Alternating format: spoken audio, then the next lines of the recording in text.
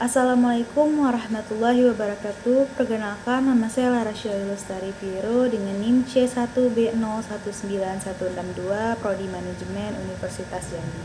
Di video kali ini saya akan membahas mengenai PPN, PPNBM, dan PBB, PPHTB, lalu Bea Materai. Kita mulai dari PPN. PPN atau pajak pertambahan nilai adalah pajak yang dikenakan pada setiap transaksi jual beli barang atau jasa yang terjadi pada wajib pajak orang pribadi atau badan usaha yang mendapat status pengusaha kena pajak.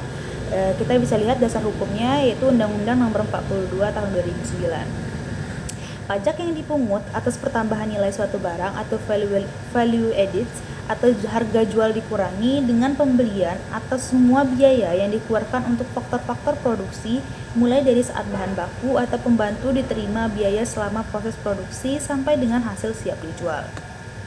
Dasar pengenaan pajaknya ada 4. Yang pertama PPN barang.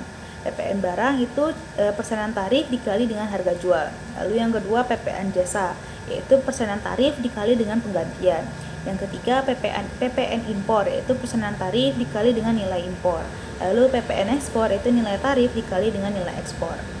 Untuk tarif PPN yang berlaku saat ini adalah 10%.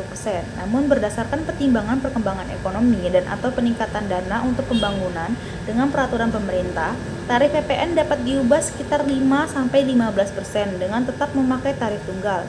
Sedangkan khusus untuk ekspor dikenakan PPN-nya 0%. Selanjutnya PPNBM. Pajak barang mewah atau PPNBM yakni pemungutan tambahan setelah atau di samping pajak pertambahan nilai atau PPN. Itu sebabnya dalam pengertian PPNBM, pajak ini bukanlah pajak yang dapat dikreditkan sebagaimana yang berlaku pada pajak PPN.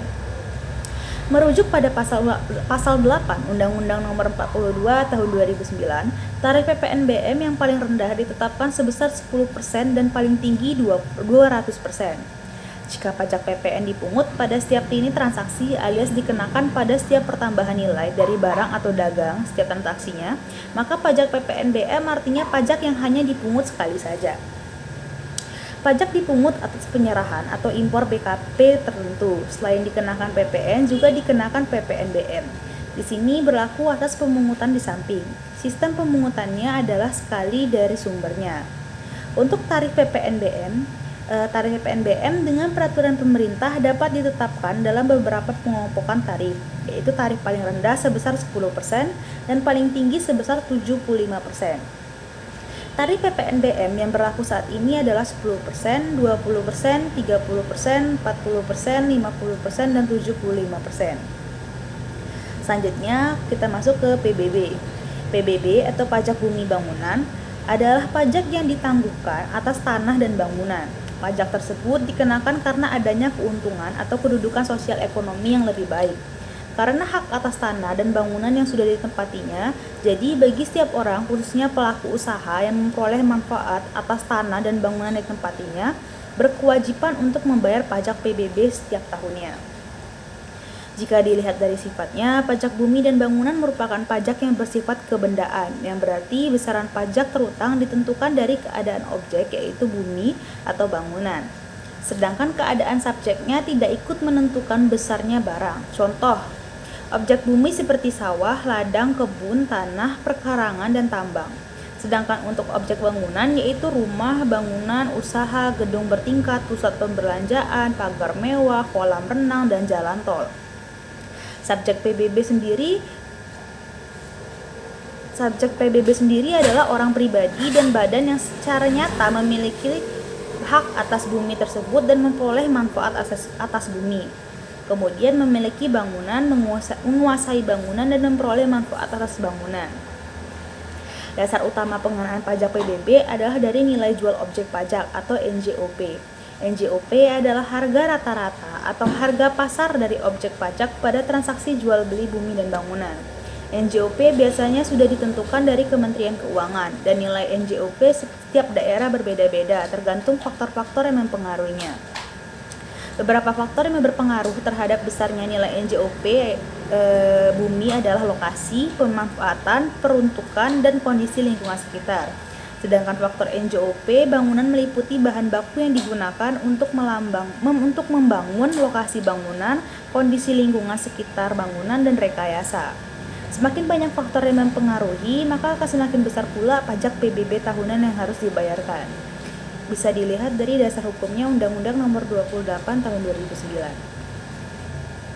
Pajak negara yang dipungut atas bumi adalah hal ini merupakan permukaan bumi dan tubuh bumi yang ada di bawahnya, serta bangunan dalam hal ini konstruksi teknik yang ditanam atau diletakkan secara bertahap pada tanah atau perairan. Untuk tarif PBB menerapkan tarif proporsional tunggal yaitu 0,05%. Dasar pengenaan pajak adalah NJKP atau nilai jual kena pajak, yaitu sama dengan NJOP dikurang NJOP TKP. Cara menghitung PBB-nya itu persenan tarif pajak dikali dengan NJKP. Selanjutnya kita masuk ke BPHTB. Dalam Undang-Undang Nomor 21 Tahun 1997 sebagaimana telah diubah dengan Undang-Undang Nomor 20 Tahun 2000, disebut dengan Undang-Undang BPHTB.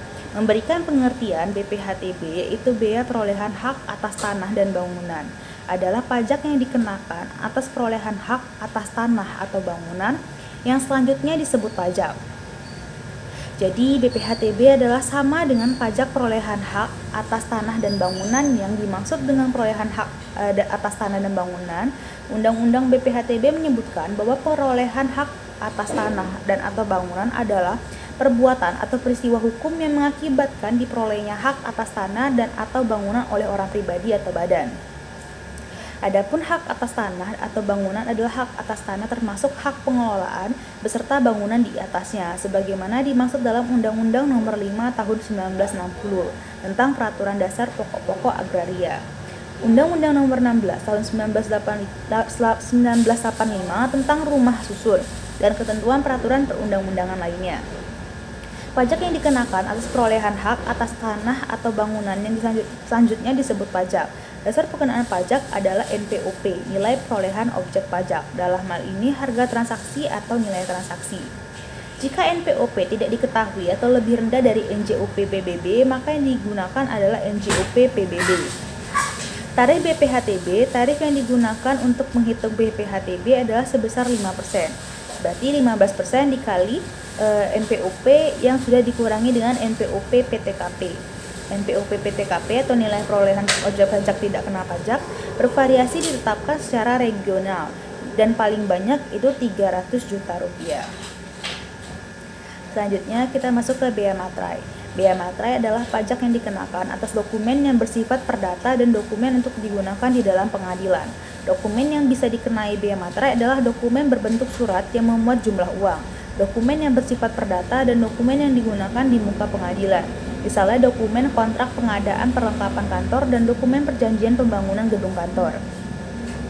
Dasar hukumnya yaitu Undang-Undang Nomor 13 Tahun 1985. Pelaksanaannya diatur dengan PP Nomor 24 Tahun 2000. Dokumen dikenakan bea materai itu ada 6. Yang pertama, surat perjanjian dan surat-surat lainnya yang dibuat untuk digunakan sebagai alat bukti mengenai perbuatan atau kenyataan yang bersifat perdata. Yang kedua, akta-akta notaris termasuk salinannya. Yang ketiga, akta-akta yang dibuat oleh PPAT termasuk rangkapannya. Yang keempat, dokumen yang digunakan sebagai alat pembuktian di muka pengadilan. Yang kelima, surat yang memuat jumlah uang. Yang keenam, surat berharga seperti wesel, promes, dan asket.